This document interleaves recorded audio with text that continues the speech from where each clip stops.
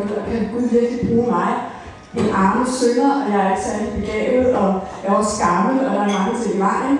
Men måske er jeg den eneste, der har det sådan, men det kunne godt være, at de også sidder sådan en gang med, du er ikke til noget. Nu skal jeg bare høre. Jakob, han var en snyder.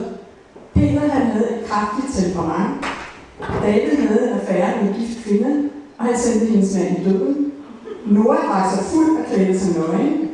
Jonas løb fra Gud. Paulus var en morder. Martha bekymrede sig. Thomas var en tvivler. Elias var i krise.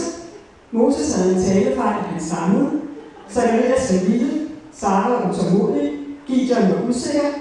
Abraham var gammel. Og Lazarus var død. Så Gud han kalder ikke de kvalificerede, men han kvalificerer dem, han kalder. Og vi er sådan set alle sammen kaldet af Gud, så han kvalificerer os til lige præcis det, som vi skal lave.